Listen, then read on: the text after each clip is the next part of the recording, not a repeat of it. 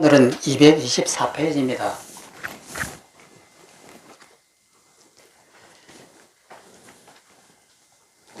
예, 이거 보혜나 보살님 한번 읽어보십시오. 보살의 수행 단계. 보살의 수행 단계, 유교불이란 수행 과정 및 수행 결과로서 드러난 여러 모습을 설명한 것이니, 도리와 수행과 불교는 설명한 것이 도리라고 한다면, 그 도리는 진리를 향해 수행하는 이들에게 훌륭한 안내서가 된다. 잘못된 길로 들어가지 않도록 인도하고, 그릇된 견해가 아닌 다른 견해를 지닐 수 있도록 친절하게 설명하는 것이 도리이다. 의사를 하는 힘은 다른 생물 수행을 이끌게 한다. 즉 도리는 수행의 나침판이다. 따라서 근근이나 논서 곳곳에 수행 및 수행 단계를 자세히 설명하고 있다. 수행 단계를 살펴보는 것은 도리를 살펴보는 것과는 다른 차원이다. 도리는 지금 우리의 모습에서 논리적으로 사고할 수는 있지만, 수행 단계는 논리적으로 사고할 수 있는 부분이 지극히 적다. 따라서 수행 단계를 살펴보는 것은 매우 조심스럽다. 각 단계를 경험하지 못하니까 그 경계를 두고 이야기하는 것 자체가 그렇고, 각 수행 단계의 모습이 되는 예를 현재 우리 삶에서 찾아보기 힘들기 때문에도 그렇다. 같이 바둑을 각 알게 된 이가 프로 부단히 놓는 바둑돌의 어미를 살펴보는 것과 같고, 뒷동산도 오르지 않은 이가 히말라야 산 정상을 오르는 산악인의 한 걸음 한 걸음을 이야기하는 것과 같아. 아니 그 이상이다. 다행히 옛 성인께서 그 단계를 자세히 설명해 주었기에 그 설명에 의지하여 각 단계가 어떠한지 살펴볼 수 있다. 비록 산 정상은 가보지 못했지만 갔다 온 이들의 경험에 비추어 나의 앞길을 준비할 수 있다. 마찬가지로 옛 성인들이 남겨둔 수행 단계에 대한 설명에 의지하여 지금 우리 삶을 살펴볼 수 있다. 또한 그 설명을 앞으로 나아갈 수행의 안내서이자 나침반으로 삼을 수 있다. 예, 여기까지요. 그 밑을 한번 보겠습니다. 유식사상을 펼친 학파를 유가행파라고 합니다. 이 명칭은 유가사에서 유래한다. 그 유가라고 하는 것은 뭐냐면 우리나라에서는 요가라고 그러죠. 그러니까 요가라고 하는 것이 이 중국어를 건너오면서 발음이 약간 이상하게 되었고 유가가 되었습니다. 이것은 뭐냐면 그 수행자라는 뜻이거든요. 그 유래한다. 유가사는 요가 수행에 매진하는 사람을 말한다. 요가는 상응이라고 한다. 여기서 상응이라고 하는 그 한문식 그 설명이 있는데, 서로 응한다라고 하는 것인데, 이것은 뭐냐면 체험한다는 뜻이에요. 이론하고 실제 체험하고는 다릅니다. 그래서 이 앞에서 펼쳐진 것은 이론이고, 그 유가사라고 하는 것은 실제 이제 몸으로 체험한다라고 하는 것이 요가입니다. 요가. 또 읽어보면 반복해서 닦아 도리에 부합하고 수행에 상응한다. 상응하는, 이 상응이라고 하는 것은 직접 체험하는 것입니다. 상응하는 뛰어난 깨달음을 얻기 때문이다. 여러 수행 중에서 특히 사마타와 이빠사나를 평등하게 운영하는, 여기에서 이제 사마타가 나오고 이빠사나가 나오는데, 사마타는 집중입니다. 수학 문제를 풀려고 하면은 집중을 해야 되거든요. 그러니까 그 집중하는 힘이 사마타예요. 그리고 또 이 사마타는 고요함입니다. 음악을 듣는다든지 이 생각을 안 하고 가만히 그 몰두하고 있으면은 마음이 편안해져요. 그래서 이것이 사마타라고 그래요. 그러면 사마타와 지혜를 이렇게 구별하는 것이 중요한데, 우리가 수행을 하다 보면은 지복에 쌓인다든지 황홀함에 쌓인다든지 행복감에 쌓인다든지 이런 특이한 현상이 나타납니다. 그러면 이것은 사마타의 힘이에요. 그러면 지혜라고 하는 것은 뭐냐면은 그런 것하고 아무 관계가 없습니다. 인생이 무엇이냐? 허상이다. 이것이 지혜입니다. 허상이라고 하면은 행복하다든지 즐거움이 있다든지 이런 것이 일어날 필요가 없는 거예요. 사물을 정확하게 이해하는 것이 지혜입니다. 그래서 우리가 이 수행을 하다 보면 수많은 착각을 합니다. 어떤 경지에 올라가면은 마음이 고요해지고 행복에 쌓이고 지복 상태에 탁 쌓이고 이렇게 하는 걸 보면은 어떻게 하면 저렇게 될 수 있을까 이렇게 부러워하는데, 그건 부러울 것이 전혀 없습니다. 그러니까 그것은 행복한 상태에 들어가는 거예요. 그것은 사마타의 힘입니다. 그러면은 우리한테 필요한 것은 뭐냐면 지혜예요. 그러면 지혜를 얻는다는 것은 일체가 다 내 마음이 만든 허상이다. 이것을 아는 것이 지혜예요. 그러면 이렇게 지혜가 됐을 때에 죽음이 앞에 왔다. 내가 사형수가 되었다. 그러면 사형수가 되었으면은 그 죽음에 대한 이제 공포가 있는데, 그 공포는 착각에 의해서 그러는 거예요. 이 세상이 내 마음이 만든 환이라고 하는 것을 모르기 때문에 실제 상황이라고 생각하니까 두려운 거예요. 그러면 그것은 지혜가 없어서 그렇거든요. 그럼 지혜라고 하는 것은 냉정한 이해예요. 그러니까 이 죽음이라고 하는 것은 싫지 않은 상황이 아니다. 내 머릿속에 있는 이 망념이 만들어내는 하나의 환영이다. 이것을 정확하게 알면은 죽음을 그냥 받아들이면 되는 거예요. 아무 감정 없이 죽음이라고 하는 것은 환이고 이것은 별로 그리 두려울 것도 아니고 당연한 것이야. 이렇게 받아들이는 이것이 지혜입니다. 그러니까 사마타라고 하는 이 어떤 감정에 우리가 굉장히 혼돈을 일으켜요.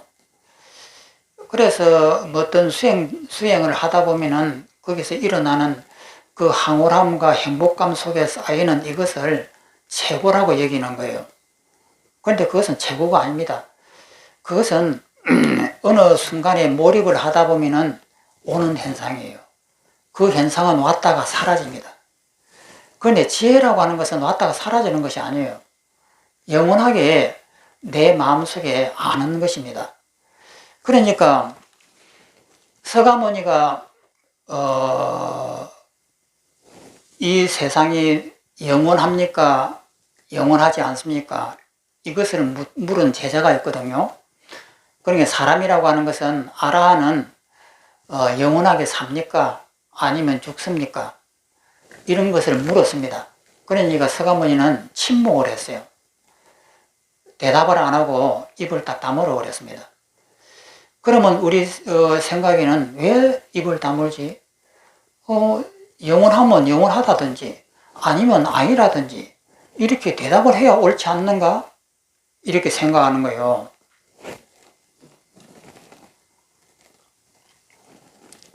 그런데 서가모니는 침묵을 했습니다. 침묵한 이유가 뭐냐면은 대답해 줘봐야 영원하냐? 그래 영원해. 이렇게 대답해 주면은 영원하다라고 하는 그 생각에 떨어지는 거예요. 그리고 또 영원하지 못해. 이라면은 영원하지 못하다는 데 떨어집니다. 이 세계는 끝이 있는가? 이렇게 물으면은 끝이 있다 하면은 이 새가 끝이 있는 줄 알아요. 그러면 끝이 없다 하면은 끝이 없다고 이렇게 이해를 하는 거예요. 이것은 뭐냐면은 이 현실이 진짜라고 생각하니까 이것이 이 우주가 무한대로 이렇게 넓고 크다라고 하면은 아, 이 우주가 무한대로 이렇게 넓고 크겠구나 이렇게 생각을 하는 거예요. 그런데 서가모니가 침묵하는 이유는 뭐냐면은 이 세상은 내 마음이 만든 환이에요. 마음이 만든 환인데 이 환이라고 하는 가짜인데 이 가짜를 가지고 이 새가 영원하다 하면 영원함 속에 이렇게 떨어지는 거예요. 아, 그렇게 어마어마하게 넓겠구나 이런 생각이 떨어지는 거예요. 그러면 또 이 세상은 영원하지 않아 이러면은 그래 이 세상은 영원하지 않는갑다 이게 또 떨어지는 거예요. 그러니까 바른 길을 알 수가 없는 거예요. 그러니까 침묵을 하는 겁니다. 그 침묵하는 이유는 이 세상은 내가 만든 거예요. 이것이 손바닥만 합니다. 그러면은 이것은 손바닥만 하게 작습니다. 그러면 반대는 무한대가 반대예요. 그러면 이것은 손바닥만 하니까 작다 이라고 무한대라고 하면은 엄청나게 크다라고 하는 거예요. 그러면 뭐냐면은 이것이 실제 한다고 생각하기 때문에 그런 생각을 하는 거예요. 근데 서가모니는 생각은 무엇이냐면은 이것이 실제 하는 것이 아니다 이 말이에요. 이것을 개미가 보면은 엄청나게 넓습니다. 그리고 사람이 보면은 손바닥만 해요. 그리고 하늘의 신인 사천왕이 보면은 이것은 모래알보다 적기 때문에 눈에 보이지도 않아요. 그러면 이것의 크기가 얼마큼 크냐라고 했을 때 이 크기를 말할 수가 없는 거예요. 시간과 이 공간이라고 하는 것이 실제 하는 것이 아니다 이 말이에요. 그러니까 과학자는 뭐 이것을 갖다가 뉴턴은 이 시간과 공간이 있다라고 하는 데서 시작이 되잖아요. 그러면 뭐 요즘에 물리학자들은 양자라든지 아인슈타인은 시간과 공간이라고 하는 것이 두 개로 나눠질 수가 없다 이렇게 본다 이 말이에요.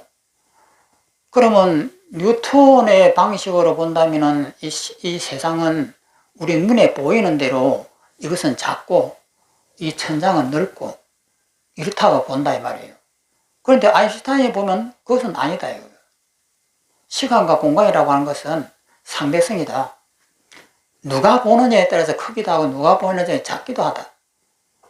그러니까 그 제자가 와서 물을 때는 이 우주는 끝이 있습니까? 끝이 없습니까? 라고 물었을 때는 이 세상이 이렇게 딱 있다라고 보는 거예요.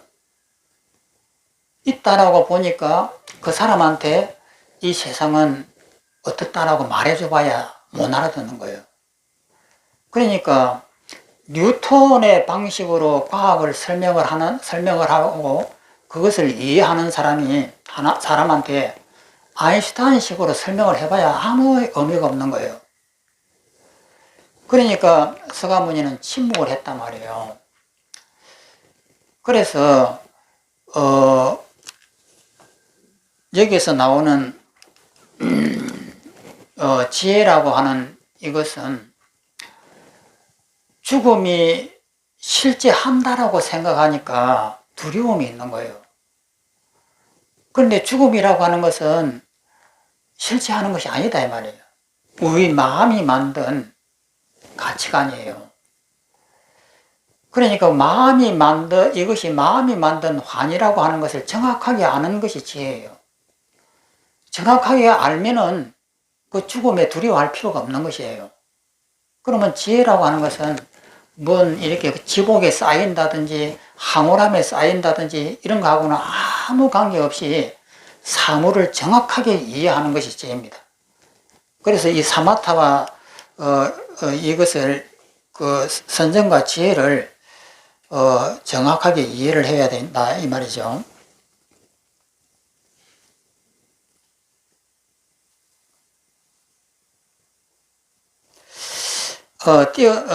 상호하는 뛰어난 깨달음을 얻기 때문이다. 여러 수행 중에서 특히 사마타와 이빠사나를 평등하게 운용하는 수행을 요가라고 한다.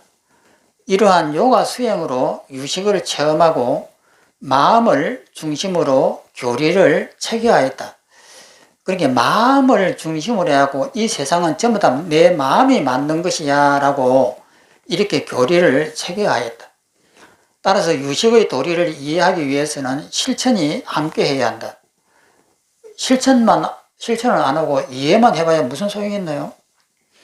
유식 논서에서 유식의 도리를 설명하는 이유도 유식의 도리를 이해하기 위해 실천의 길로 이끌고자 합니다. 유식 30송에 의하면 유식 사상은 크게 유식상이라고 하는 것은 앞에 이때까지 우리가 전부 다 배웠던 팔식이니 칠식이니 육식이니 아리아식이니 그것이 유식의 형태입니다. 모양입니다. 상이라고 하는 것은 모양이니까 그것을 유식의 상이라고 하고, 그 다음에 유식성이라고 하는 것은 밑에 있는 그 진열을 유식성이라고 이렇게 합니다. 그 다음에 유식위라고 하는 것은 지금 이제 보살의 수행 단계 5개를 지금부터 배울 겁니다. 5가지의 그 위치를 유식위라고 한다. 즉 오직 식으로 나타난, 그러니까 이 세상은 내 식이 만들었다 이 말이에요. 식으로 나타난 여러 가지 모습인 유식상, 진여로서 유식의 실성인 유식성, 유식과 유식성에 깨달아 들어가는 수행 단계를 유식위로 구성된다. 지금까지는 유식사상 가운데 큰 줄기인 유식상과 유식성은 진여까지는 우리가 앞에서 설명을 했습니다. 유식성을 자세히 살펴보았다. 이제부터는 마지막 큰 줄기인 대성보살의 수행 단계인 유식위를 살펴보는 것으로 마무리하고자 하자. 여기서 위라고 하는 것은 우리 제사 지낼 때 보면 위패 쓰잖아요. 그 위패하는 그 위자입니다. 위치다 이 말입니다. 위치. 낮고 높은 그 위치를 이야기합니다. 유식위는 유식의 진리를 깨닫는 수행 단계, 또 수행 계위, 계자는 계단이고 위자는 위치입니다. 한 계단 한 계단 그 위로 올라가는 그것을 계위라고 이렇게 하는 거예요. 계위를 말한다. 여기에는 자량위, 가형위, 통다리, 수습이, 구경이 5단계가 있다. 첫째, 자량위에서는 대성의 순해탈을 구하는데 원인이 되는 수행을 자량위라고 이렇게 합니다. 그러면 자량이라고 하는 것은 자자는 재물 자자고, 자본이라고 했을 때 재물 자고, 량자는 그 양식이거든요. 그럼 어떻게 보면 먼 길을 이렇게 떠날 때 양식을 이렇게 싸질머지고 보따리도 싸질머지고 출발하기 위해서 준비하는 단계를 자량이라고 그래요. 두 번째는 가행위. 우리는 그 가행정진이라고 해서 선방에서 보면 일주일 동안 잠을 안 자고 하루 24시간 정진하는 것을 가행정진이라고 그래요. 한척 힘을 내가지고 막 몰아붙이는 것을 가행이라고 하는데, 그것을 이제 가행위에서는 대성의 순결택뿐인 난의 위치, 정의 위치, 인의 위치, 세제일법의 위치, 이 4단계의 사성근, 4가지 성근을 닦는다. 이 뒤에 또 나옵니다. 섭대성론에서는 이 섭대성론이라고 하는 것은 이 책 이름이에요. 자량이와 가행이를 합쳐서 성해행지라고 한다. 그러면 성해라고 했을 때 성자는 성미할 성자에다가 이해할 해자입니다. 그러면 성자는 뛰어난다 이 말이거든요. 승리한다 이 말은 또 다른 말로 하면은 뛰어난 이해와 그 다음에 행이라고 해서 실천하는 행을 말합니다. 이해와 실천의 행을 하는 땅이다. 이래서 성의 행지라고 이렇게 합니다. 셋째, 통달위는 이것은 이제 소위 말하는 깨달음입니다. 통달했다, 깨달았다 이 말입니다. 모든 보살이 머무는 견도이다. 견자는 볼견자고 도자는 도입니다. 도라고 하는 그 깨달음을 본다라고 해서 견도 이렇게 합니다. 또 뭐 다르게는 뭐 견성 이렇게도 하죠. 통다리가 이 견성이에요. 즉 초지에 십지 중에서 처음 일지에 들어서는 순간이 통다리가 됩니다. 넷째 수습위에는 2지, 3지, 4지, 5지, 6지, 7지, 8지, 9지, 10지까지를 수습이라고 합니다. 이제 이것은 보림이라고 이렇게 합니다. 깨닫고 난 다음에 그 마음을 보림한다 했을 때 이것을 수습이 이렇게 부릅니다. 모든 보살이 머무는 수도이다. 초지에서 제10지까지이다. 다섯째는 구경위에다. 구경이라고 하는 것은 구자는 마지막 구자고 경자는 끝날 경자입니다. 마지막이다 이 말이에요. 제일 끄트머리다. 구경위에서는 구경의 위치에서는 무상정등보리 그러니까 안욕따라 삼박삼보리에 머문다 이렇게 했는데 최고의 경지, 부처님의 경지에 머문다 이 뜻입니다. 구경이는 불가를 말한다.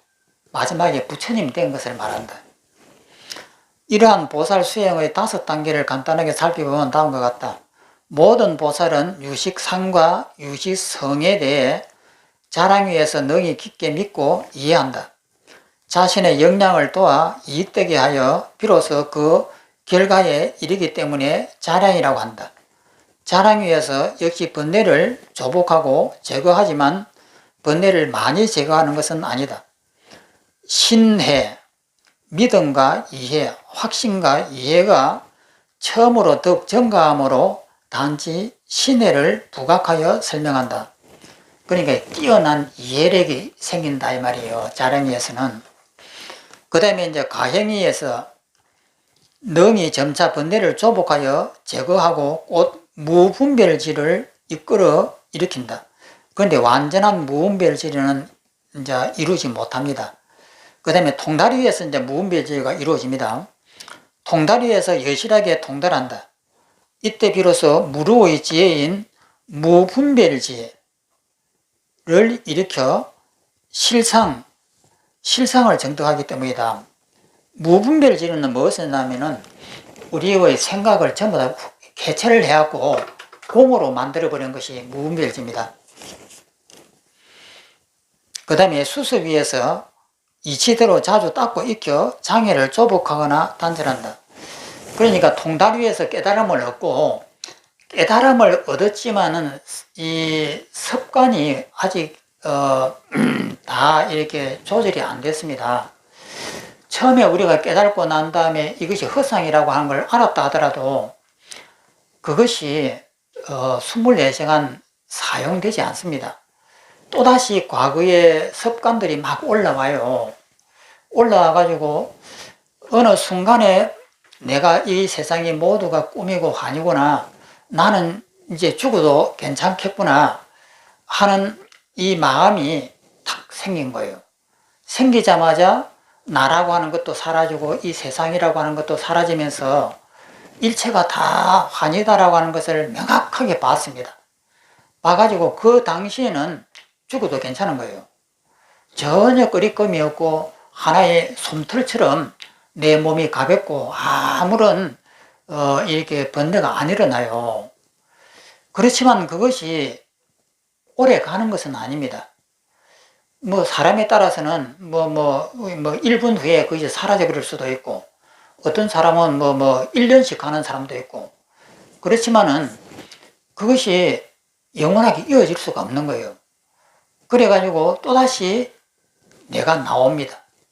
나오면은 이때는 내가 깨달은 그것을 실천해 나가는 거예요. 그것을 행하려고 노력을 하는 것이단 말이에요. 그러니까 두려움이 막 나요. 죽음이 눈앞에 오면은 두려움이 생긴다 이 말이에요. 저것이 분명히 허상이라고 하는 것은 알겠는데 업이 나와가지고 두려움이 생긴단 말이에요. 그러면은 그 두려움이 났을 때 두려움 속에다가 내 마음을 몰입을 해요. 몰입을 하게 되면은 그 두려움이라고 하는 상이 또 깨져버립니다. 깨지면서 또다시 고요한 상태가 오는 거예요. 그래서 이것을 반복해서 계속 닦아 나가다 보면은 점차 이것이 습관화됩니다. 습관화되어갖고 마지막에는 제8 이제 부동지에 가면은 내가 의도하지 않아도 저절로 되는 단계가 제8지입니다. 그러니까 이때까지는 뭐 두려움이 오면은 내가 마음을 다시 다잡아 먹고 이것을 수행을 해야 돼요. 그런데 제8지가 넘어가면은 내가 의도하지 않아도 습관이 이미 돼버린 거예요. 그래서 저절로 되는 단계가 제8지라고 이렇게 합니다. 그래서 제8지를 부동지라고 그래요. 이 단계가 이제 수습이고 마지막에 이제 이르는 것이 이제 구경입니다. 구경위에 이르러 장애를 벗어나 원만하고 밝다. 번뇌장 소지장에서 전적으로 벗어난다. 공덕과 지혜를 두루 갖추기 때문에 원만이라 한다. 이때 두루 갖추지 않은 성문 영각 이성의 성문 영각을 갖다가 이성이라 합니다. 두 가지 성 술에 이성의 성인은 제외된다. 성문 영각을 대성에서는 보살이 최고다고 하니까 성문 영각을 엄청나게 쉽이 보는 거예요. 그것은 대성경전에서는 의도적으로 그렇게 하니까 그렇게 보시면 됩니다. 복덕과 지혜는 청정하고 극히 뛰어나서 잘못이 없고 미혹하지 않고 어둡지 않기 때문에 밝다고 한다. 이때 보살은 제외된다. 그러니까 부처님의 단계이기 때문에 그 밑에 있는 그 보살 단계는 이제 제외되는 거예요. 제10지 보살은 비록 모두 두루 원만하다 할 수 있지만 아직 청정하지 않기 때문이다. 예를 들어 그물 너머로 달을 보는 것과 같다. 그러므로 보살에게는 밝다고 하지 않는다. 또 구경위에서는 미래가 닿을 때까지 유정을 교화하여 유식성에 깨달아 들어가게 한다. 자기를 구제하는 것이 아니라 성도하고 나서 다른 일을 제도함을 나타낸다. 그러므로 법륜이라 이름한다. 그러니까 자기를 구제하는 것은 이미 끝난 겁니다. 제1지에서 이미 자유가 없다는 걸 알았기 때문에 그 다음에 1지부터 10지까지가 보살의 수행 단계라고 이렇게 하는 이유가 자기를 위해서 살지 않는 습관을 들이는 거예요. 그러니까 우리가 수행을 할 때 제일 어려운 것이 나의 이익을 돌보지 않고 말이라든지 행동을 한다고 하는 것이 제일 어렵습니다. 모든 것을 할 때 보면은 밥을 먹어도 나부터 먼저 이렇게 생각하잖아요. 그리고 좋은 것을 봐도 저것을 내가 가지면 어떨까 하고 나부터 먼저 생각해요. 그럼 이것이 집착의 첫 번째 그 집착이거든요. 그런데 보살 위에 간다라고 하는 것은 그 생각을 안 한다는 거예요. 그러니까 어머니가 자식을 보고 자기는 배가 고파서 배가죽이 등에 붙었는데 밥이 오면은 자식을 준다고 이렇게 하잖아요. 그럼 그것이 자기를 위하는 것보다 자식을 위한다 이 말이에요. 그런 마음을 가졌을 때에 어머니는 그 밥에 대해 자식에 대해서만은 자기가 없다 이 말이에요. 그러니까 이 보살의 수행 단계는 그런 식으로 해야만이 나라고 하는 이 상이 깨진다. 그래서 보살행을 할 때는 나를 위해서 노력을 하는 순간에 이건 수행이 안 되는 거예요. 그러니까 그 수행을 해야 되는데 그것이 쉽나요? 내 자식 같으니까 밥이라도 자식 빨리 먹이려고 하는데 남의 자식한테 그것이 되나요? 그런데 이 힘든 이것을 하지 않으면은 보살의 수행을 극복을 못하는 거예요. 그러니까 우리가 이것이 진전이 없는 이유가 그런 모진 마음을 먹어야 되는데 그런 모진 마음을 먹으려니까 본전 생각이 나가지고 계속 자기를 되돌아보니까 이것이 진전이 없는 거예요. 그래서 깨달기는 쉽지만은 깨달고 난 다음에 부처님까지 가는 그 동안이 엄청나게 험난한 거예요. 그래서 서가모니 부처님 같은 경우는 마지막 80살 되실 때까지 포교를 하면서 다녔습니다. 그러니까 마지막에 그 제자의 밥을 춘다의 공양을 이제 잡수시고 식중독에 걸려하고 돌아가시는 이 순간까지도 제자를 위해서 설법을 하고 길을 가고 이렇게 했단 말이에요. 그러니까 우리 보통 사람 같으면은 80살 이렇게 되시면은 지금도 80이거든 상당히 연세가 많은데 지금부터 2600년 전에 80이라고 하면은 이건 굉장히 연세가 많은 분이에요. 보통 그때 당시에는 한 40살, 50살에 다 죽으니까. 그런데 그 몸을 이끌고 끝까지 사람을 만나면서 돌아다니신단 말이에요. 그것은 뭐냐면 자기를 위하는 것이 없는 거예요. 그래서 이런 마음들, 그러니까 마지막 돌아가시는 그 순간까지도 춘다를 위해서 말씀합니다. 춘다야, 걱정하지 말아라. 나는 너 때문에 죽은 것이 아니고 너의 공양을 받아서 나는 행복했다. 이것을 제자들한테 이야기를 합니다. 혹시라도 제자들이 춘다가 내가 위대한 부처님을 죽게 했다. 이런 죄책감이 이렇게 들까 싶어가지고 마지막 돌아가시는 그 순간까지도 춘다를 위해서 그렇게 배려를 합니다. 춘다야, 너는 위대한 부처님의 마지막 공양을 올리는 사람이니라. 절대 너가 잘못했다고 그렇게 하지 말고 너는 위대한 공양을 올렸다. 이렇게 했거든요. 그래서 이런 것들이 깨달았다고 해하고 끝나는 것이 아니에요. 그 다음에 어떻게 해서든 이것을 실천을 하려고 노력하는 이것인데 이것이 너무 어려운 거예요. 그래서 이것이 부처님 단계까지 오기가 얼마나 힘들겠어요.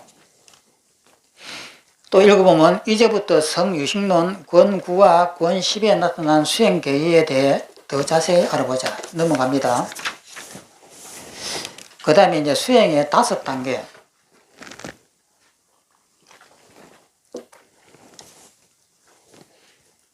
유식 삼수성에서 개성으로 말씀하셨다. 1번 자랑위. 밑에 있는 이 개성이 제26개성입니다. 유식 30성 중에서 26번째 개성입니다. 아직 식을 일으켜 유식성에 머물기를 구하지 않을 때까지는 이치의 수면에 대해 아직 능히 조복하고 단멸하지 못하네. 이치라고 하는 것은 두 가지인데 능치와 소치입니다. 능치라고 하는 것은 주관이고 소치라고 하는 것은 객관입니다. 주관과 객관이 이것이 둘로 나누어진다고 하는 이것을 극복하지 못한 거예요. 그러니까 나와 너가 있다라고 보는 이 관념을 넘어서지 못한 것이 자랑입니다. 처음 시작하는 사람이니까.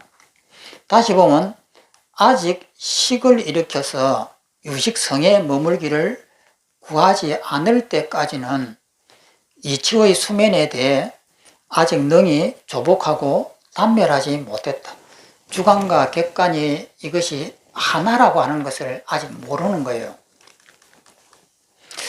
밑에 읽어보면 자랑위는 깊고 견고한 대보리심을 일으켰을 때부터 가행위의 마음으로서 유식성에 머물고자 하기 전까지이다.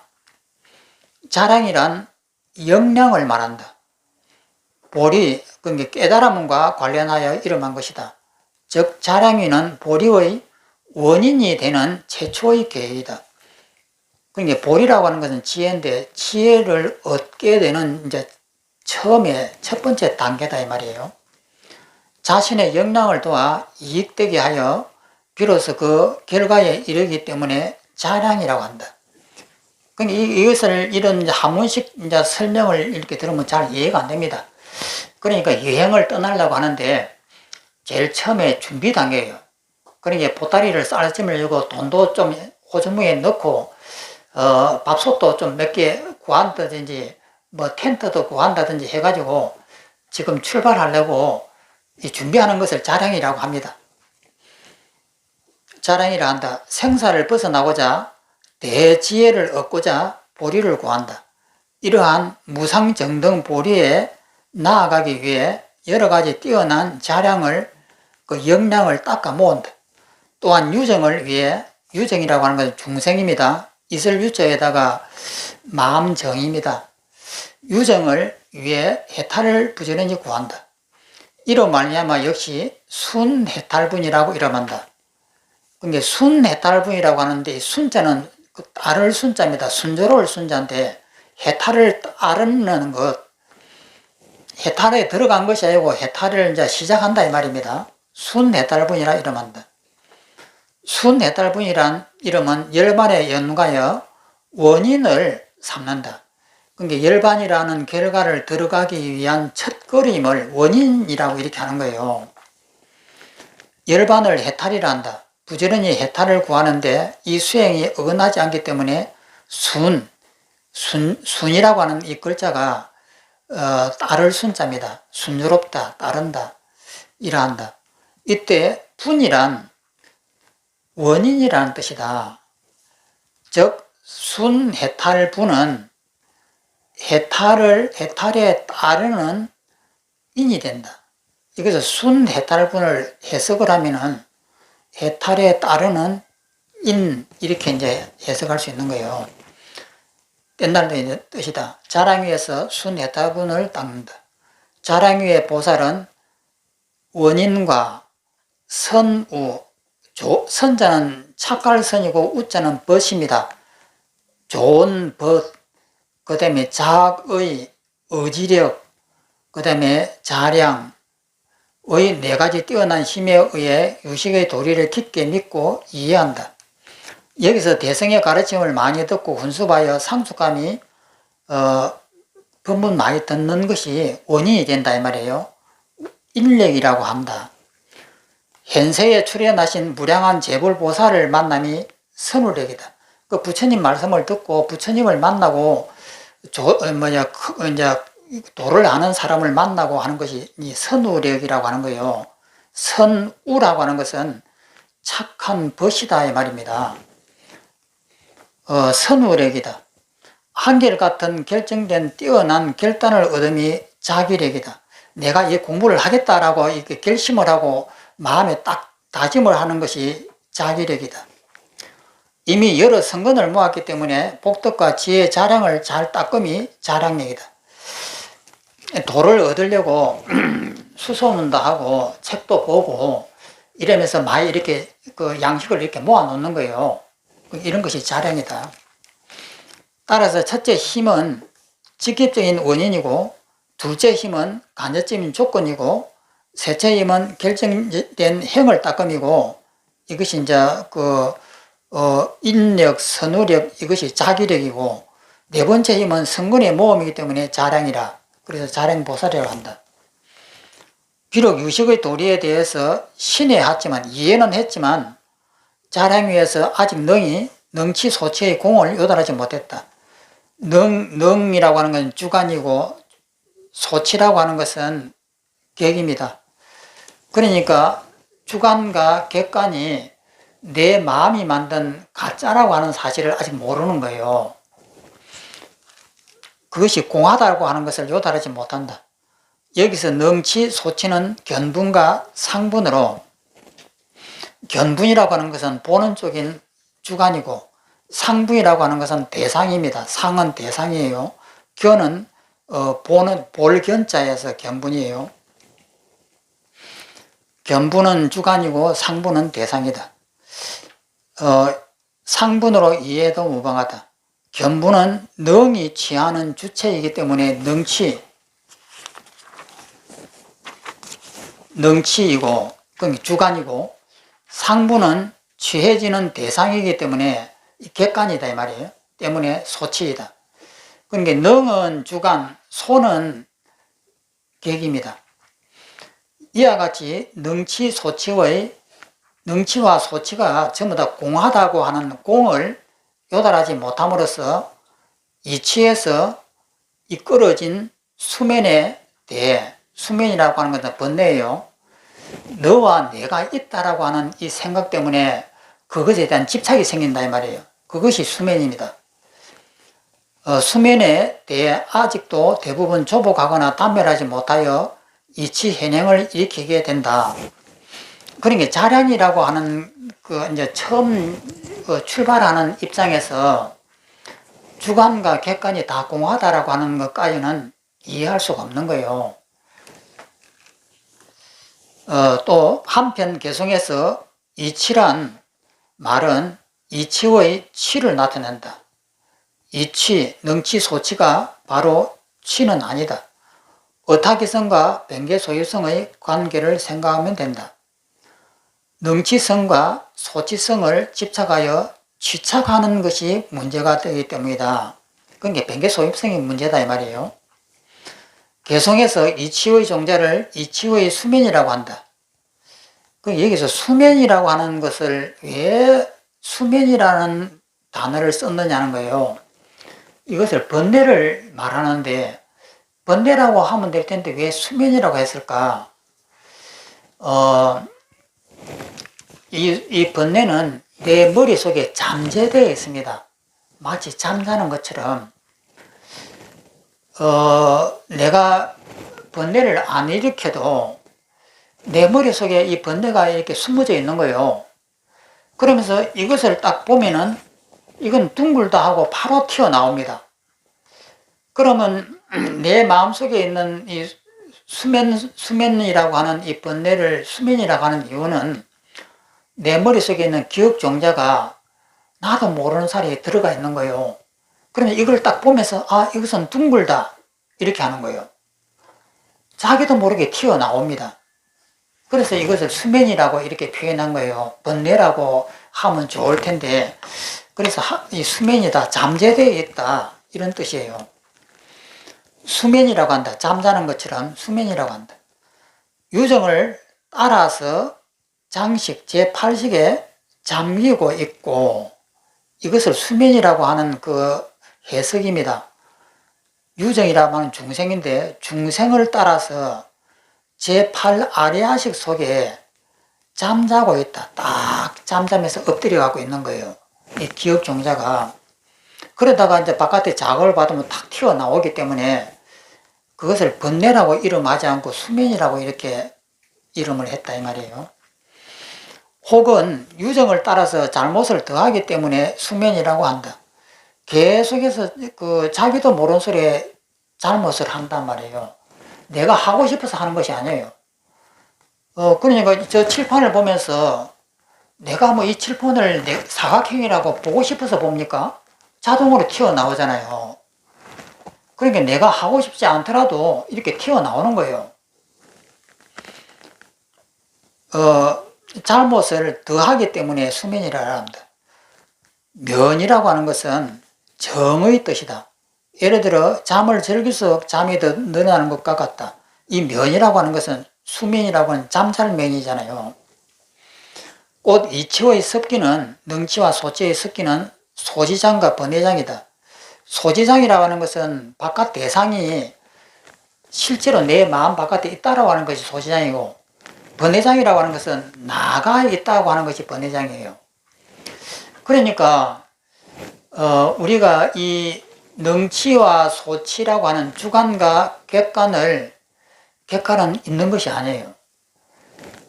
내가 집착을 하기 때문에 그것이 있단 말이에요.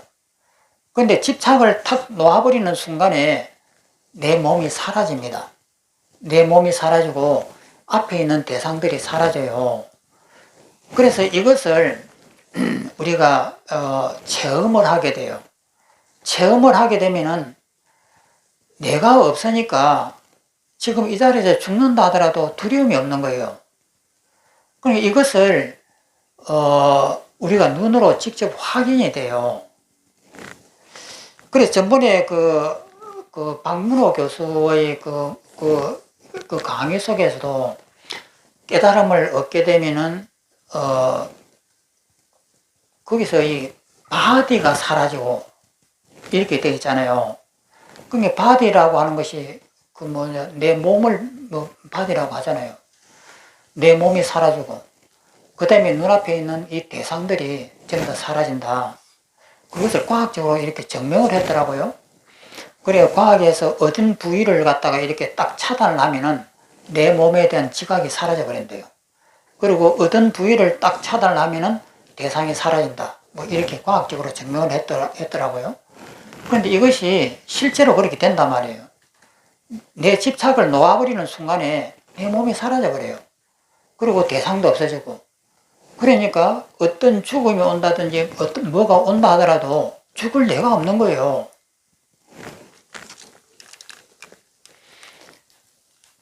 보살이 이 자랑이 가운데 머물러 이장, 번뇌장과 소지장의 거친 현행은 조복하지만 미세한 것과 두 가지 수면에 대해서는 수행, 지와 관, 선정과 이빠사나입니다. 선정과 지혜인데 지와 관의 힘이 약하여 조복하거나 소멸시키지 못한다. 자랑위에서는 그것이 안 되죠. 자랑위에서는 유식의 진열을 아직 정독하지 못한다. 여기에서는 뛰어난 결단의 힘에 의하여 뛰어난 수행을 한다. 수행에는 대략 두 종류가 있는데 복덕과 지혜이다. 또한 두 종류가 있다. 자리와 이타이다. 자랑위에서는 번뇌장과 소지장이 비록 주관과 객관이 비록 아직 조복되어 제거되지 않아서 성행, 뛰어난 행을 닦을 때 세 가지 물러남이 있지만 세 가지 일로 그 마음을 연마하여 정득하고 용맹스러워 물러나지 않는다. 뭐 세 가지를 지금 말씀했습니다. 첫 번째는 무상정등보리는 광대하고 시문하다, 깊다. 깊다는 말을 듣고서 곧 물러나려고 했더라도 다른 이가 이미 대보리를 정득했다는 말에 이끌려 자기의 마음을 연마하여 용맹스러워 물러나지 않는다. 그러니까 깨달음이라고 하는 건 정말 힘들고 어렵다. 이렇게 하니까 나는 될 수 있을까 하는 생각을 했는데 보살 어떤 스님은 됐느니 어떤 스님은 깨달았니 하는 소리를 듣고는 이제 용맹스럽게 이제 시작한다 이 말입니다. 둘째는 보시 바리밀 등은 매우 닦기 힘들다는 말을 듣고서 마음이 꼭 물러나려 했더라도 자기 생각에 보시 등 수행을 즐긴다는 사실을 깨닫고 자기 마음을 연마하여 용맹스러워 물러나지 않는다. 그러니까 책에는 보면은 누가 내 눈을 빼달라면 눈을 빼서 보시를 하고 누가 내 재산을 다 달라고 하면 재산을 다 주어버리고 보시를 한다. 이 말을 들으면은 그냥 기겁을 하고 놀래는데 그런데 가만히 보니까 내 스스로가 불쌍한 사람이 있으면은 뭔가 조금이라도 밥이라도 주고 싶고 이런 마음이 있는 것을 보고는 물러나지 않는다 이 말이에요. 셋째, 모든 부처님의 원만한 전의라고 하는 것은 내가 없고 세상에 있다라고 하는 이 생각을 뒤집어 버리는 거예요. 전의하는 거예요. 이것을 바꾸는 것을 전의라고 합니다. 전자가 운전하다 했을 때 이 바꾼다 이 말이에요. 거기 전의는 매우 정득하기 어렵다는 말을 듣고서 마음이 곧 물러나려고 했더라도 다른 사람이 행한 보시 등에 이끌려 자기의 묘한 원인을 비교하면서 자기의 마음을 연마하여 용맹스러워 물러나지 않는다. 그러니까 지금 이제 불교에 처음 들어오는 분들이 자량이에요. 그런데 자량이에 들어온 분들이 많은 이게 법문도 들어보고 어떤 남을 위해서 보시도 해보고 또 이런 것을 해보다 보면은 불교를 공부해야 되겠다. 깨달으면 이런 것이구나. 나도 갈 수 있을 거야. 하는 이 마음을 내는 것이 그게 자량이에요. 이러한 세 가지 일로 말미암아 그 마음을 연마하고 견고하게 치열하게 모든 생을 닦는다. 그 다음에 두 번째 가행이 유식 삼지송에서 개송호를 말씀하였다. 이것이 이제 제27개송입니다. 30개송 중에서 현전에 무엇을 세워가지고 이른바 유식의 성이라고 하지만은 얻는 바가 있기 때문에 실로 유식에 머문 것은 아니네. 다시 보겠습니다. 현전에 눈앞에 무엇을 세워서 이른바 유식성이라고 하지만 이것이 유식의 성이니까 이것이 바로 유식의 진여야 이런 생각을 하지만은 얻은 바가 있기 때문에 얻은 바가 있다라고 하는 것은 무소득이 안 됐단 말이에요. 무소득이라고 하는 것은 얻은 바가 없어야 돼요. 그런데 아직까지는 얻은 바가 있다 이 말이에요. 뭔가가 있다라고 하는 그 생각을 못 벗어나는 거예요. 능, 주관과 객관이 없다라고 하는 이것이 완전하게 내 것이 안 된 거예요. 근데 그 이치는 어느 정도 알겠는데 완전하게 안 된 것을 얻은 바가 있다라고 하는 거예요. 무소득이 되어야 되는데 얻은 바가 없느니라 해야 되는데 얻은 바가 있다. 실로 유식에 머문 것은 아니네. 밑에 있는 또 읽어보면은 보살은 먼저 첫 번째 무수급 동안 무진무지한 오랜 시간 동안에 복덕과 지혜와 자량을 잘 구비하여 순해탈분이 원만하게 떼었다. 견도에 들어가 유식의 성 진여에 머물기 위해 다시 가행을 닦아 이치, 능치, 소치를 조복하여 제거한다. 이른바 난위, 정위, 인위, 세제일법위의 사성근을 닦는다. 사성근을 닦는다 이 말이에요. 그게 난정, 인, 세제, 일법이 사성근입니다. 이 네털 순결택분이라고 이름한다. 결택분이란 지혜로 모든 법을 살펴서 진과 위를, 진짜와 가짜, 진위를 간택하는 것을 말한다.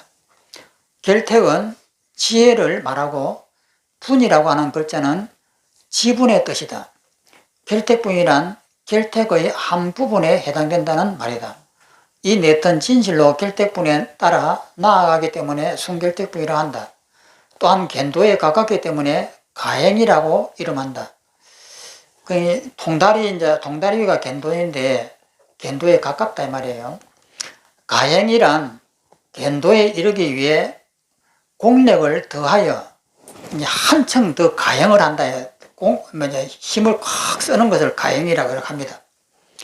공력을 더하여 수행한다는 말이다. 가행을 한다 이 말입니다.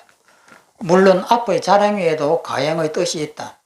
자량이 또한 공력을 더하여 수행하기 때문에 가행이라고 하지만 여기에서는 견도에 가까운 것에 의거하여 말한다.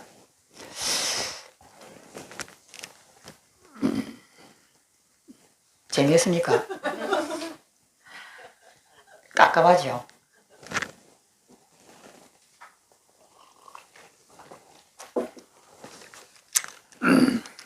밑에 여기가 중요합니다.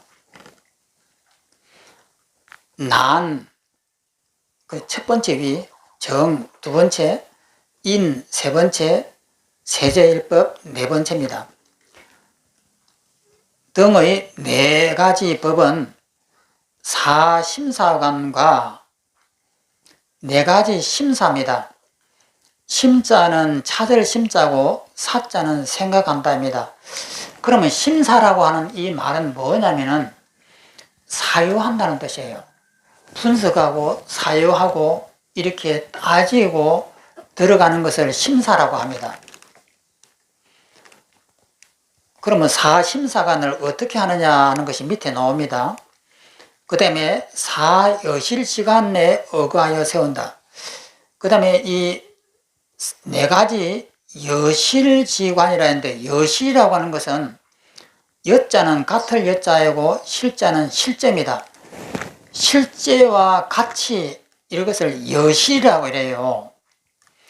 그러면 앞에 있는 이 사심사에서 심사와 뒤에 있는 여실은 무슨 뜻일까?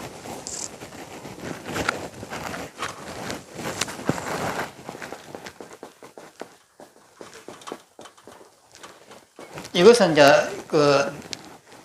내시라고 하는 뜻이고,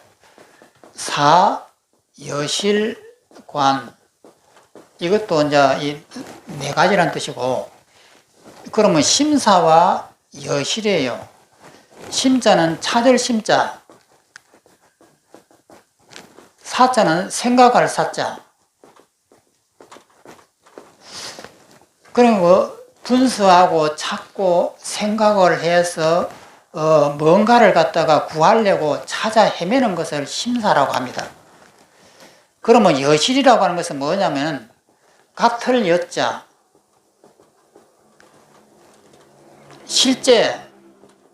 실제실. 그러니까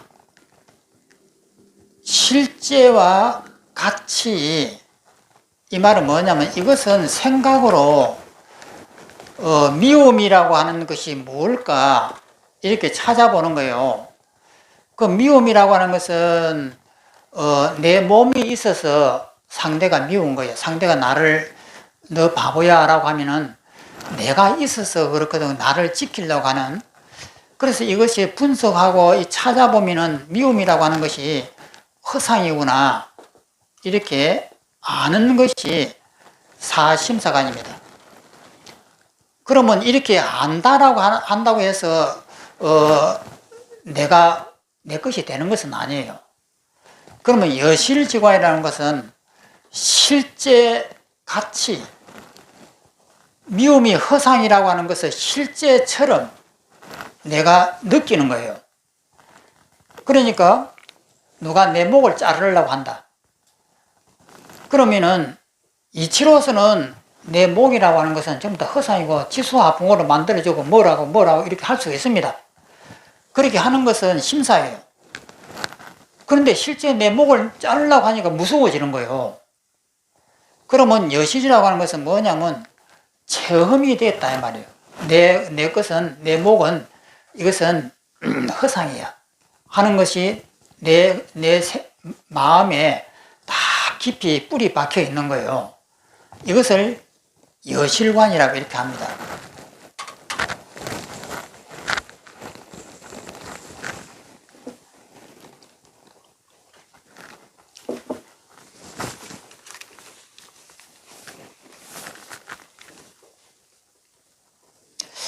그래서 사심사관이란 일체법의 명칭과 어와 자성과 차별이 임시로 있고 실제로는 없음을 살피는 수행이다. 그냥 허상이구나 하고 이렇게 살피고 분별하여 보는 것을 심사라고 한다 이 말입니다. 심사에서 심은 찾아 구하다는 뜻이고 사는 생각한다 이 말이거든요. 관찰하다, 살피다는 뜻이다. 명은 명칭인데 어떤 법을 일컫는 이름을 말한다. 미움이라고 하면 미움이 명칭이 되는 거예요. 이름이 미움이다. 그 다음에 어는 이름이 표현하는 의미, 모습을 말한다. 그럼 미움이라고 하는 것은 어가 뭘까?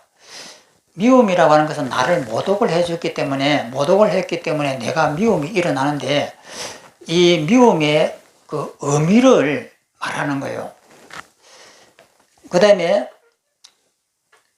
자성은 명어의 자체 성품을 말한다.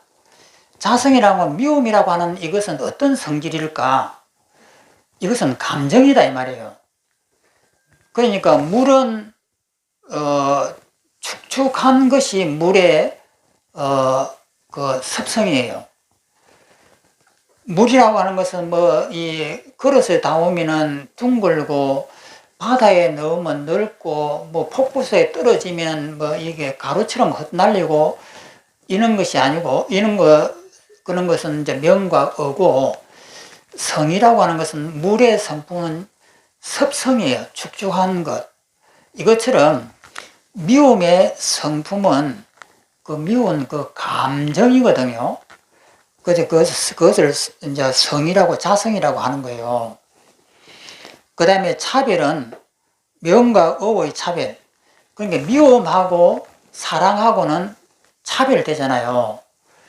그런 의미에서 이 미움이라고 하는 것은 사랑하고는 다른 것이다. 이게 차별이에요. 그럼 이 네 가지를 말하는데, 그럼 이 네 가지를 분석하는 것을 사심사관이라고 그래요. 그러면 이렇게 간단하게 이렇게 설명되어 있는데, 이것을 깊이 들어가 보면은 내 몸이 있다. 그래서 누가 내 목을 자르려고 하면은 공포가 일어난다. 그럼 공포가 일어나는데 이 공포가 일어나는 이치를 한번 생각해 보는 거예요. 그러면 죽음이라고 하는 것이 뭘까? 이것이 명칭이에요. 죽음이라고 하는 명칭이에요. 그러면은 이 죽음이라고 하는 의미는 뭘까? 즉 말해서 내 몸은 지수화풍인데 이 지수화풍을 줄 모르기 때문에 이 죽음이라고 하는 것에 대해 살려고 하는 이 의지가 일어나고, 이 어라고 하는 것은 죽지 않으려고 하고 하는 이 마음이 이런 게 어다 이 말이에요. 그래서 내가 죽음 앞에서 왜 안 죽으려고 하는가 하고 이걸 분석을 해서 끝까지 추적에 들어가는 것을 자성, 차별이라고 해요. 그러면 내 몸이라고 하는 것은 지수화풍이기 때문에 한 호흡에 공기고 한 컵에 물이고 한 그릇에 밥인데, 이 밥을 나라고 착각을 하기 때문에 안 죽으려고 한단 말이에요. 그러면 그 순서대를 분석을 해야 하고 하나하나 따져 들어가 보면은 결국은 나라고 하는 것이 없는데, 내가 이것을 잘 모르기 때문에 나라는 집착이 생겨가지고 안 죽으려고 이렇게 발버둥 친단 말이에요. 그래서 분석해서 들어가는 것을 사심사관이라고 그래요. 그래서 분석해서 이것이 허상이구나라고 하는 것을 이해해내는 것이 사심사관이라고 이렇게 표현을 합니다. 그래서 명, 자성, 차별이라고 이렇게 하는 거예요. 예를 들어 컵이 있다고 말하는 경우, 컵이라는 명칭은 명이고 이름이고, 컵이라는 명칭이 표현하는 컵의 모습이나 의미는 어이고, 컵을 컵이라고 부를 수 있는 자체 성품이 자성이고, 컵이 크다거나 작다거나 둥글다거나 모나거나 하는 특성의 차별이다. 이것이 특성의 차별이다. 이러한 소치, 객관이다 말이야. 객관, 주관이 나가 아니고 내 마음 바깥에 있는 소치인 명과 어와 자성과 차별 네 가지는 식을 떠나서 있지 않고, 식을 떠나서 있지 않다. 그러니까 이것을 보고 이것이 둥글다, 이것은 그림이 어떻다, 이것은 용도가 어떻다, 이렇게 하는 것은 이것이 사심사관이에요. 그래서 이렇게 이제 구별해 가지고 이것은 내 마음이 만든 환이에요. 그렇기 때문에 이렇게 크기가 손바닥만 하다라고 하는 것은 내 생각이지, 개미가 보면 이것은 운동장만큼 크단 말이에요. 그러면 이것이 크기가 손바닥마다 하다고 하는 것은 가상적이에요. 내가 만든 나의 틀이다 이 말이에요. 그래서 이것이 내 마음이 만든 허상이라고 하는 사실을 모르는데 이것이 허상이라고 하는 것을 아는 것을 진리라고 그래요. 그래서 이것을 아직까지 이것을 모른다 이 말이에요. 식을 내 마음을 떠나서 잊지 않고 아울러 능치 내 몸입니다. 주관인 내 몸 능치인 식도 잊지 않음을 여실히 두루 알기 때문에 그러니까 소치인 명의 자성 차별 냈던 식을 떠나지 않고 능치인 주관인 이 식도 내 의식도 식도 잊지 않음을 여실하고 두루 알기 때문에 여실지라고 이름한다. 그러니까 사심사관하고 여실지라고 했을 때 이렇게 내 식은 그러면 진짜 있느냐? 이것도 가짜예요. 그러면 바깥에 있는 이것을 바라보는 이것도 가짜고 이것을 바라보는 내 의식도 가짜다 이 말이에요. 그러니까 이것을 전부 다 아레아식이 만들었다. 아레아식이라고 하는 허상이 만들었다. 이것이 이제 유식론입니다. 때문에 여실지라한다. 여실하게 안다. 지자는 알지자입니다. 이처럼 사심사관을 닦음으로써 사여실지관이 일어난다. 사심사관과 사여실지를 닦음에 순서가 있다. 사성근 가운데 난위 정위에서는 사심사관을 닦고 그러니까 1단계, 2단계에서는 좀 얕은 분석을 하고 이렇게 이제 따지고 이런 것을 하는데 그 다음에 세 번째 인리, 네 번째 세제 일북에서는 실제 자기가 체험한다 이 말이에요. 사여실지관을 닦는다. 이제 사성근에 대해 하나하나 살펴보자. 50분입니다. 예.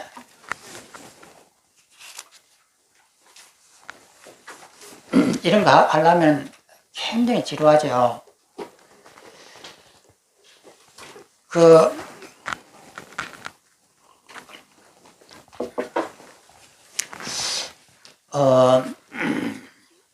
여실지 이렇게 이 책에서는 너무 이렇게 간단하게 나와 있잖아요. 그러면 이것을 이렇게 간단하게 우리가 알고 있으면은 모르는 거죠. 그러면 이것을 이제 수행으로 옮겨야 됩니다.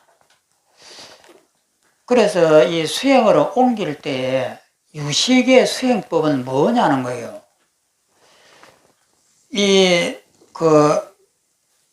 명의 자성 차별이에요. 그러니까 화두선을 하는 분들은 화두를 잡습니다. 이것이 무엇인가? 그러니까 전번에도 저 숙제로 올렸습니다만은, 화두가 뭐였죠? 숙제에 올린 것이? 삼석언이었습니다. 예. 무엇이 부처입니까? 무엇이 깨달음입니까? 라고 이렇게 물으니까 삼석언이라 했습니다.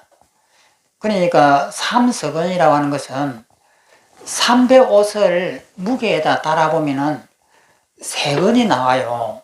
그러니까 한 건이 600g이니까 한 1.8kg 정도 되는가 봐요. 그러면 이것을 옛날에는 중국에서는 집집마다 길쌈을 하잖아요. 그러니까 삼배를 이렇게 길쌈을 해갖고 배를 짜면은 달아보죠. 그러니까 집집마다 달아보니까 이것은 옷 한 벌에 3건이 나와요.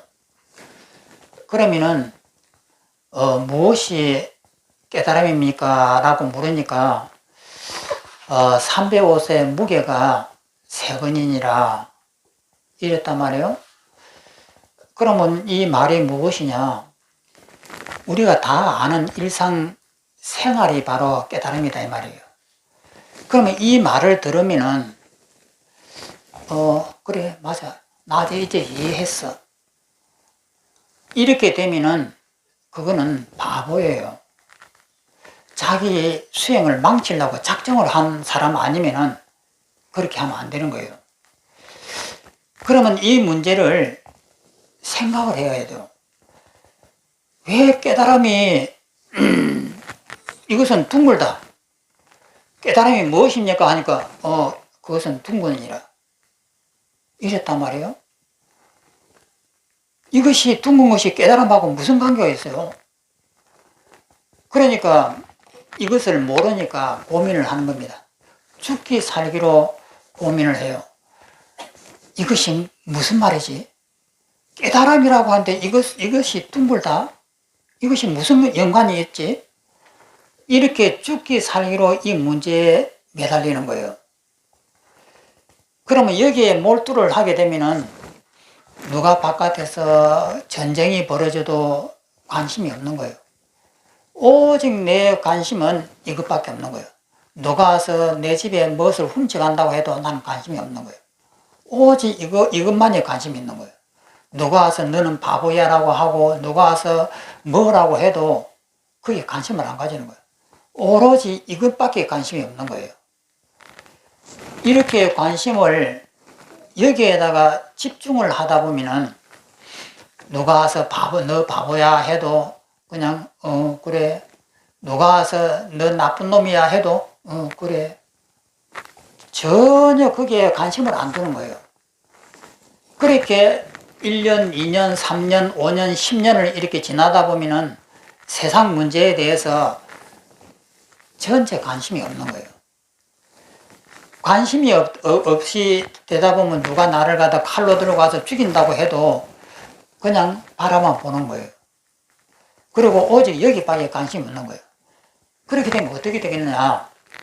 이 세상이라고 하는 것이 허상으로 보이기 시작하는 거예요.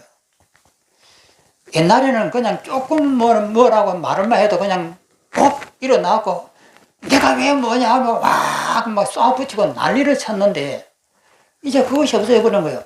누가 너 바보라고 하든 말든 너가 뭐라고 하든 말든 전혀 관심을 안 두면은 그것들이 어떻게 보이냐면 아무 의미가 없게 보여요. 그러니까 이때까지는 조금만 나를 자극하면은 내가 부해가 푹 일어나고 막 너가 잘했냐 못했냐 하고 시비를 했는데 그것이 사라지는 거예요. 그것이 사라지다 보면 어느 날 이것이 풀리는 것이 아니고 뭐가 풀리느냐면은 일체 모든 것이 내 마음이 만들었구나 하는 것을 내가 체험을 하는 거예요. 이때까지는 이런 것들이 전부 다 내 마음 바깥에 실제 하는 줄 알았어요. 훔친다, 욕을 한다, 이런 것이 실제 하는 줄 알고 내가 막 나를 지키려고 이렇게 싸웠는데 10년을 그렇게 하다 보니까 이것들이 아무 의미 없는 거예요. 그때는 참는다고 하면 내가 바보 같은 느낌이 들고 내가 이렇게 참아서 되나 하는 생각이 들고 본전 생각이 막 일어나는데 10년을 그렇게 참다 보니까 참아도 괜찮은 거예요. 아무 탈이 없는 거예요. 그것을 보면서 일체가 모두가 하나의 지나가는 꿈이었구나. 이것을 온몸으로 느끼는 거예요. 느끼니까 이것은 이게 둥글어. 깨달음이 무엇입니까? 하니까 이것은 둥글다. 이렇게 했는데 이 둥근 것에 대해서 해결되는 것이 아니고 바깥에 있는 일체 모든 번뇌가 해결되어 버리는 거예요. 그래서 이것에 의해 가지고 이 세상이 꿈이라고 하는 사실을 100% 믿어버리는 거예요. 믿어버리니까 깨닫죠. 그러면 이것은 뭐냐면 방편이에요, 방편. 그런데 이것을 이제 모르는 사람은, 이 삼석은이야. 이렇게 하면은, 아, 그래. 삼석은이라고는 일상생활이지. 일상생활 이것이 부채야. 맞아. 나는 이제 알았어. 이렇게 한단 말이에요. 그렇게 알면 뭐 하냐고요. 아무 의미가 없는 거죠. 그래서 이 하두라고 하는 것은 하두를 지고 죽을 고생을 하고 있으면은, 이 바깥 모든 현상들이 죽어버려요. 죽어버리면 다 꿈이고 한이라고 하는 것을 이제 믿는 거예요. 옛날에는 믿으려고 아무리 해도 안 됐는데, 이제 믿는 겁니다. 믿으니까 일체가 다 제 팔 아래아식이 만든 가짜였구나 하는 것을 완전하게 믿으니까 번뇌가 없는 거예요. 그것이 깨달음입니다. 그렇게 이제 깨달은 것이 통달이고, 통달이 다음에 그것을 내 것으로 만드는 이제 후속 작업이 시작되는 것이 이제 수습이거든요. 이제 이것이, 우리가 유식을 배우는, 이치입니다. 자, 그럼 오늘 이것으로서 끝마치겠습니다.